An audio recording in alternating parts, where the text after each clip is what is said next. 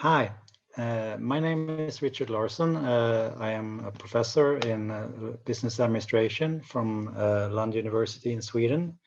I'm also a co-founder of Decision Dynamics, where I spend most of my working days. I'm very happy to be able to speak to you today about making decisions in the hyperloaded pandemic VUCA world. Just a little bit first about Decision Dynamics, where we provide solutions to identify future leaders, developing more engaging leadership, strengthening employee engagement in teams and units and whole organizations. It's based on 50 years of research and practice in the leadership and talent management areas, where we've been working with great companies globally, as well as publishing in Harvard Business Review and Academy of Management and so forth. An important distinction for us is to distinguish between static and dynamic approaches to talent.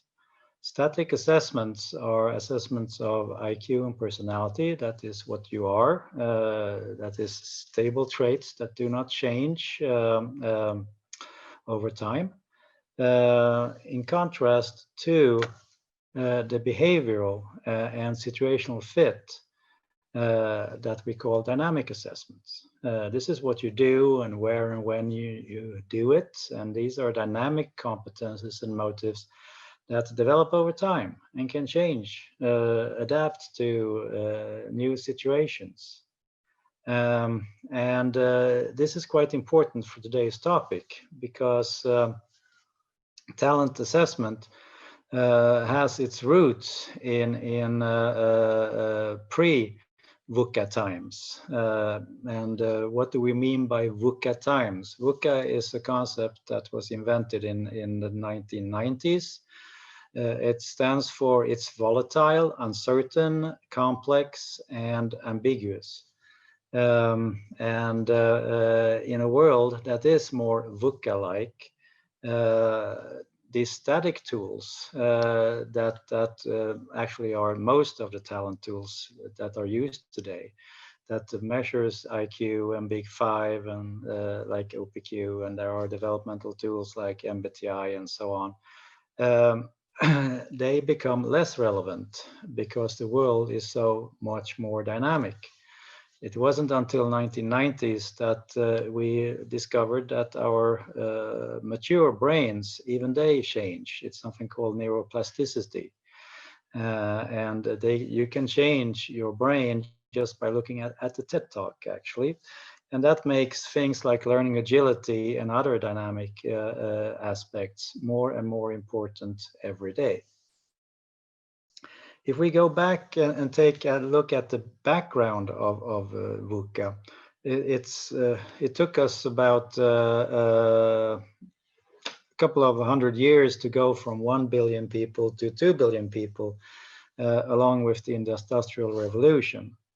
Then there was an economist called Schumpeter that discovered that competition that was then increasing destroyed old solutions and replaced them with new creative solutions. Once we get into the latter parts of the 1900s, the digital revolution showed up, and at the early 1990s, it was U.S. Army War College that came up with this new concept. About simultaneously as Richard Daveny invented the concept of hyper-competition, which saying that competition is now so much worse than it was before, so we need to consider it that we are in a hyper-competitive world. That is then also VUCA. But there is something missing if you look at this picture. What is missing? Well, first, we are actually about 2 more billion people in it, soon 8 billion. Digital revolution didn't really get into full gear until the internet showed up. which was closer to 2000. So neither Amazon nor Google was born until after we came up with the VUCA concept and hypercompetition. And they have certainly contributed to changing the world much faster. And now, most recently, we even then have the pandemic on top of everything, making things even worse. So we should call this the VUCA plus world, where we are facing what could be called hyperload. And this is what we're going to talk about today. So how do we make decisions in a VUCA plus world? To discuss this further, I need to introduce you to Decision Dynamics decision style model, which is based on 4 different decision styles that you change them depending on the situational load. There are also different role styles and operating styles, as well as dynamics as you move across the leadership pipeline. So what are these styles then? Well, first, they are not static IQ. They are cognitive, but they are habits that you have learned and that you can unlearn and relearn. They are influenced by culture and experience through your life. And importantly, there is no one best style. Each style has both advantages and disadvantages. It depends on the situation, which is most effective and least effective. Importantly, not least for coaches like you, they can be developed. You can build certain styles and you can tone down other styles, that depending on what you need in terms of the situation. So when you make decisions, there are at least 2 major dimensions that we need to consider. It's how much information you use, and if you not use so much, we call it satisficer. You use just enough information to get to a decision so you can act quickly. On the other hand, we have those that are maximizers, so saying we don't know if we have learned as much as we could if we stop with so little information. Perhaps this value of information continues to go up. So the maximizer needs to be certain that you have learned almost everything of value before they make a decision. So these are 2 very different ways of making decisions. Which one is best? Well, it depends on the situation. If things are urgent, satisficer tend to be better. If things are more important than urgent, that you get it right, like high quality or safety or something like that, then maximizer is better. But what do you think a satisficer thinks about a maximizer? Well, it tends to be not so nice words, like slow, like a lot of talk but no action, or actually pretty stupid because they collect all this information, they still can't make up their mind. So the satisficer don't like the maximizer. What does the maximizer think about the satisficer then? Well, that doesn't seem to be so nice either. Satisficer is hasty, reckless, can't think longer than their nose. So they must be pretty stupid, I guess. So this is a very common ground for conflict between people, that you actually prefer to use different amounts of information when you make decisions. And this becomes even clearer when we go to the next dimension, and that's focus. Whether you use a lot of information or less information, you can generate one solution, which is called unifocus, and you stick with that over time. Or you can generate many solutions. Either you try one and try another, try a third, and then you switch between them. Or you try to juggle them all at the same time without giving up any of them. Many solutions equal multifocus. Which is best? Well, it depends on the situation again. If it's a stable situation where you have a good, efficient solution, then it's more effective to focus on that one. However, if it's a changing situation, so what was right yesterday is now wrong tomorrow, or we don't know which is the best solution, or there's a lot of people involved, then multi-focus tend to be better. But even if no one is best or worst all the time, what do you think a unifocus thinks about a multifocus? Any interesting words come to mind? Well, they can't make up their minds because they change all the time. They are turning them in the wind. They are uncertain. Or can you even rely on them? Because they said one thing yesterday and say another thing next day. They must be pretty stupid. Or what do you think a multifocus thinks about a unifocus? Well, narrow-minded, tunnel vision, rigid, must be pretty stupid, because even if a UFO stopped outside the window, you wouldn't change your mind even then. So this is a very common ground for conflict. Just think about a contract. Unifocus thinks a contract is a contract. You stick to it. Multifocus thinks a contract is a working document. So multifocus calls unifocus up and say, we got to make some changes. What do you mean changes? We can't change a contract. It's a contract. Well, but we didn't know those things before, and so on. So this is common ground for conflict. If we combine these two dimensions, we get the four basic decision styles. Two of them being satisficers or maximizers, and two of them being unifocus or multifocus. Satisficers tend to be more action-oriented and fast, and maximizers tend to be more thinking-oriented and analytical. Unifocus are more persistent and try to control the environment for the decisions that you have made, while multifocus is more open and adapts to this environment as it changes. The first decision style is then called decisive. This is the most action-oriented, most clear, doesn't talk much, but does what he or she says. Quite loyal, often in a hurry, often looking at their watch, don't want them to come even 5 minutes late. That's a straightforward style to make decisions.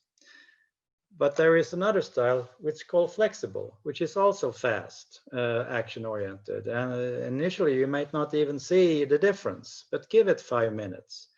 Then the flexible tend to start doodling if there are paper and pen, or looking out the window, or talking to their neighbor, or asking a question, or trying to change this topic, or hoping for a joke or a break, anything that can break this monotony, because flexible easily get bored with the same thing if they get this kind of one-way presentation that I'm unfortunately giving to you now. So I apologize to all flexibles. This is a one-way PowerPoint presentation, but we can hopefully talk a little bit more after this recording. Then we have the hierarchic style, which is perhaps not the best of labels. It's not that they are trying to climb a hierarchy in order to become a higher boss. It's because we put one long-term goal, one vision that is sticking there in the future, and you try to plan detailed wise on how to get there.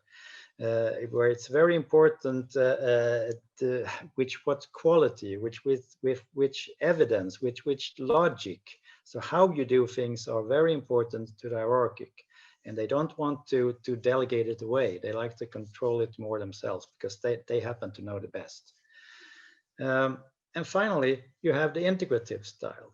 Those that have multiple parallel trains of thoughts going on in their head, but they are only one mouth. So you can hear an integrative talk on the one hand, on the other hand, on the third hand, where did that come from? Fourth hand, and then they try to go back because they don't want to give up any alternative. They like to keep papers in piles, and they don't like to close doors. They like to keep all options open, and so on. They're more creative. They can come half an hour late for a meeting, but they can talk for 2 more hours because it was so interesting once you got there. They like to cooperate in teams. They like to see the whole picture and so on. So here you got the 4 different styles. And remember that the satisficers and maximizers thought each other was stupid, and unifocus and multifocus thought each other was even more stupid. Well, a diagonal becomes even worse. It's doubly stupid. A flexible, looking at the hierarchic, seeing that the hierarchic is basically both slow and rigid, the worst of both worlds, while the hierarchic is looking at the flexible, saying this person is both hasty and unreliable, the worst of both worlds. And there you have a very difficult situation. Now, we are not just one style, we switch styles. And one of the reasons we switch styles is because of what was originally called the situation, the environmental load. But now we're talking so much more about the environment in terms of climate change and so on. So we are beginning to call it more the situational load, to not confuse it. And it consists of how much time pressure the situation has, how much uncertainty it has, how much complexity it has, how important consequences of the decision is, and how emotionally loaded the situation is. And these 5 sets of situational factors was actually developed already in the 60s and 70s by this model's originator, Professor Michael Driver.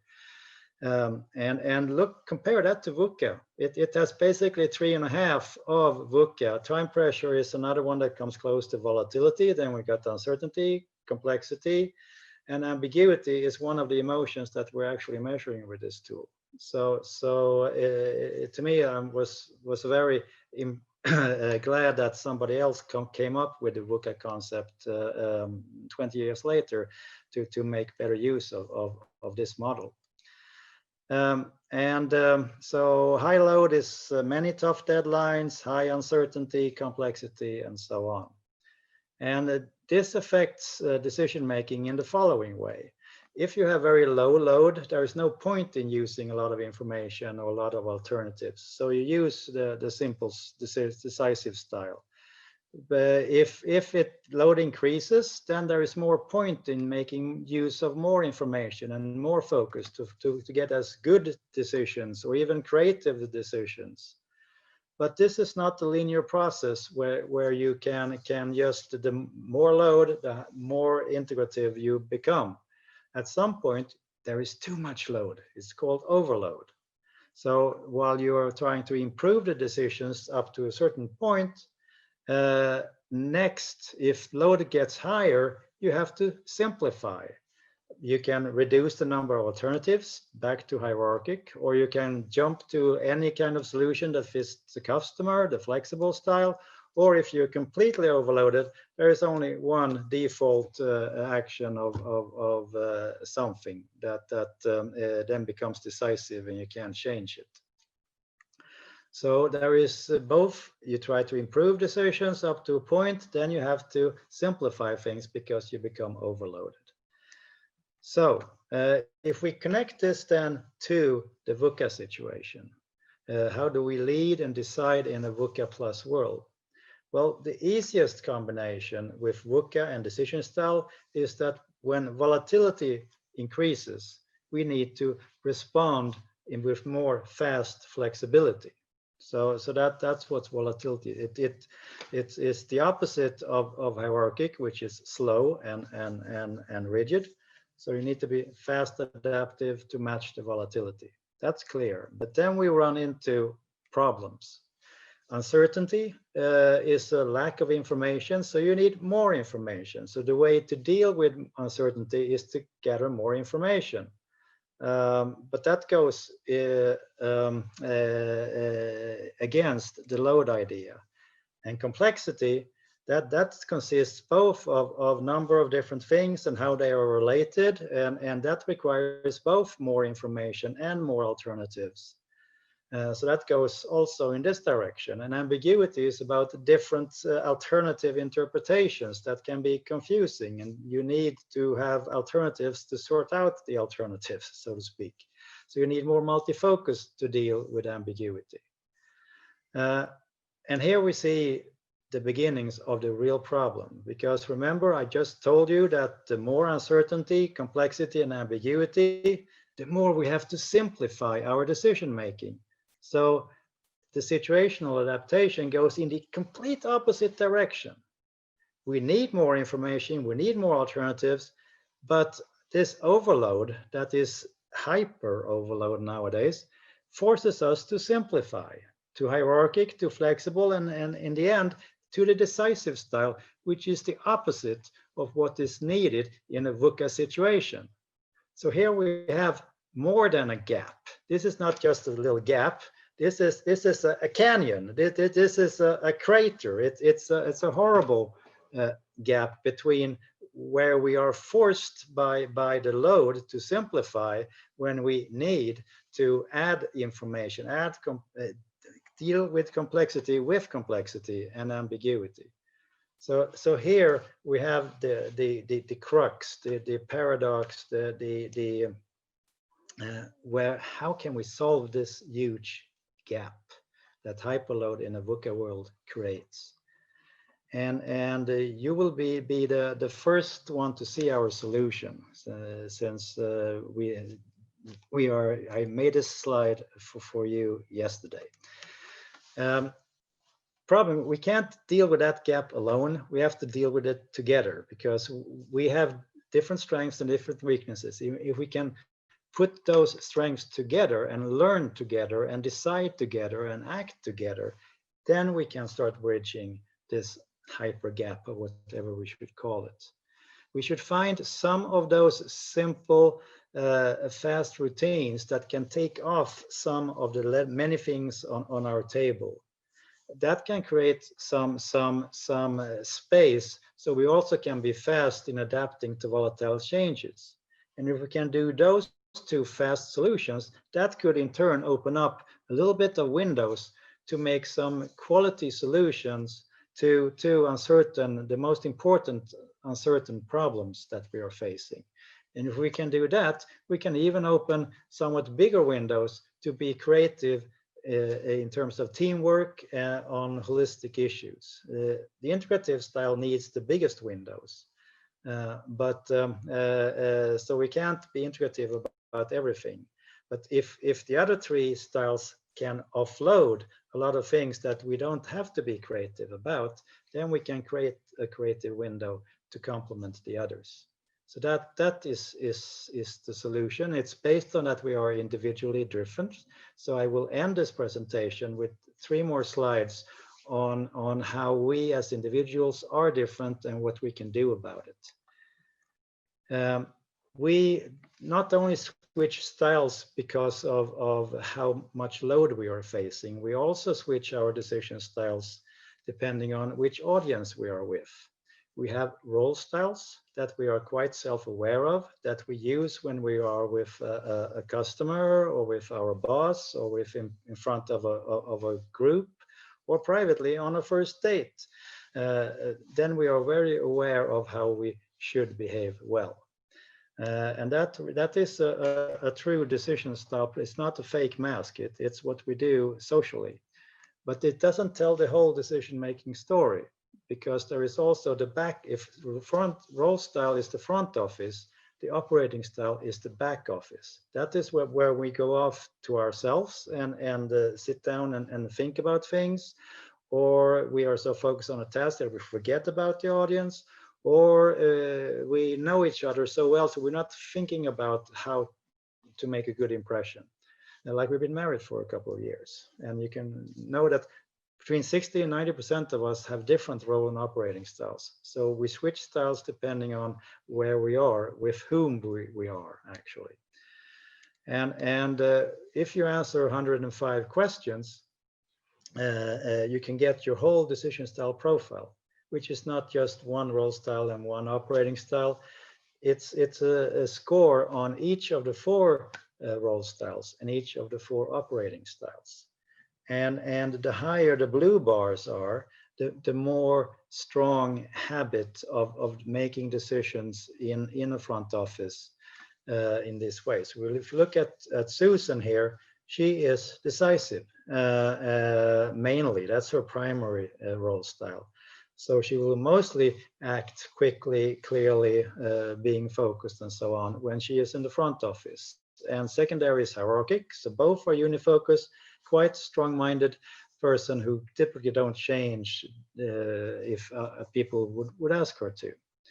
But then looking at her operating style, she's quite different. She has a lot of much more complex decision-making information. There is a lot of information, hierarchic, integrative, and also more money alternatives, flexible and integrative. So there is much more complexity in her decision-making in the back office. These bars can also change. You can train them, you can tone down something that doesn't work so well for you, and you can build up something that might be lacking. This is then where perhaps it comes all together, because we can see how we can complement one another in a leadership pipeline. Because we are quite proud that we, together with Confer International, did a huge study, probably the world's greatest leadership pipeline study ever so far, with 180,000 managers in 50 countries on 5 different managerial levels. It was published in the Harvard Business Review in 2006. It was republished 5 years later as a classic already in 2011. And if we look here, we see that the success profile of the 20% best supervisors is quite decisive and secondarily hierarchic. That is, there is a unifocus, like Susan, for instance. But then you see already at the middle manager level, one level up, we have a balance of all 4 styles. At the middle manager level, you need to be balanced so you can coordinate downwards, sideways, and upwards. It becomes a bit of a hub that much of the organization circles around, or multi-hub. But then you see for the higher manager positions, what was least important for a supervisor becomes the most important for directors, VPs, and C-level CEOs. And the integrative style, which wasn't so important for supervisors, become the second most important. So multi-focus becomes more important the higher up you climb in the organization in order to be able to deal with more sets of stakeholders, which you have the higher up you get. You have a smaller set of stakeholders if you're only a supervisor. So this is the lens of success, and it becomes even more clear when you compare it with the 20% worst performers at each level, where the worst supervisors are even more unifocused. They are so unifocused that they were probably a great individual contributor that got promoted to become a supervisor, but was too focused to be able to also lead and manage other people than themselves. And then look at this. This is the failure profile of middle managers. Do you recognize this combination of decisive, hierarchic, non-flexible persons? Well, it's almost identical with the success profile of the supervisors, which is a very, very interesting observation.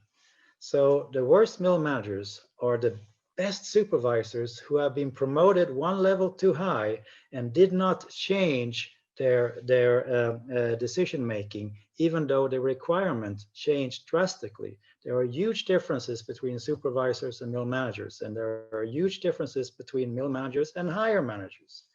But who do we promote?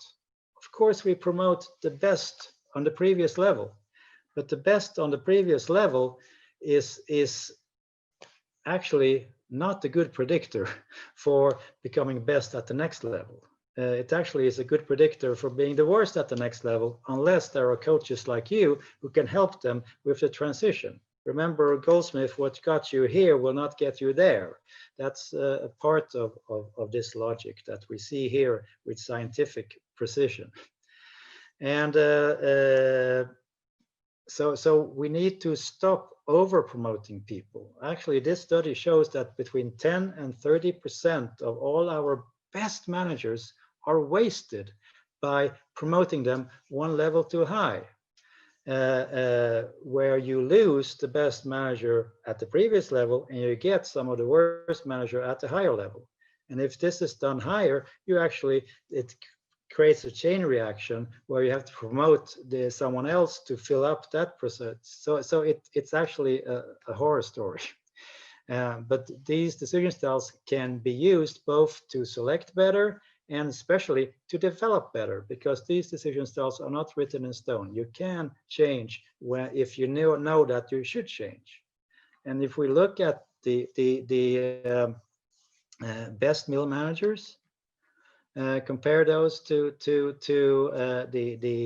worst, and we can see again that they have been promoted one level too high. This is very common, very wasteful, and we should do something about it. And I think you can do a lot about it as coaches and similar consultants and so on. So that was my main message. And if there are any questions, I will hopefully be able to answer them live. And if there are any contacts, anything you want to discuss after the conference, here is a email. And I also like to thank Flavio Kosminski, who was the person who recommended me to participate here. And he is knowledgeable in this area and someone you can contact in Brazil. Thank you very much for your attention. I'll be happy to take your questions live.